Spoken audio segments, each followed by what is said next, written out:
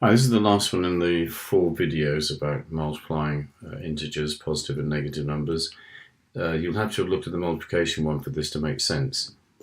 So this is the dividend, that's the divisor, the answer is the quotient. You could use the divisor as the number of groups, so you could have 2 groups, or it can be the number of items in a group, you can have 2 in a group. It's okay, but you run into problems having negative numbers as the number of groups. So the way I'm going to look at this or model it is I'm going to use division as the inverse of multiplication, and I'm going to use 2 as the number in each group.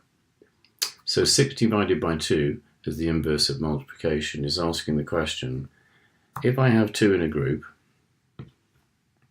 which is this 2 here, what do I multiply this by to end up with 6? Well, I'm going to have 3 of these groups. So I'm going to have to take that original 2 and multiply it by 3. So what do I multiply 2 by to get 6? The answer is 3. Now the next one, I'm taking this as meaning there's negative 2 in each group. So in this group I've got negative 2, and in this group I've got negative 2. So what do I multiply this group by to end up with 6? And that's positive 6. So the first thing I'm going to do is multiply it by 3.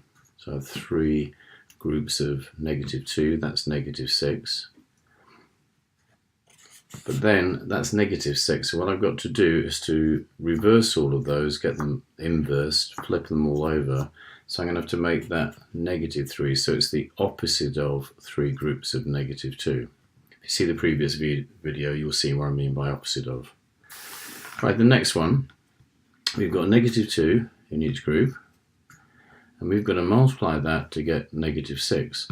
Well, if we just multiply that by 3, or multiply that 3 times, that does indeed give us our negative 6 here. So that's a nice easy one.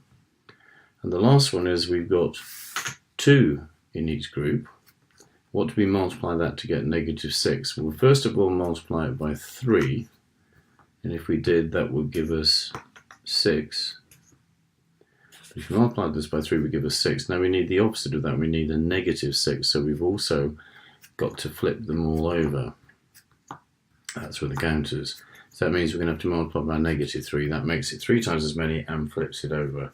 So from these, the children can begin to remember what the rules for the signs are.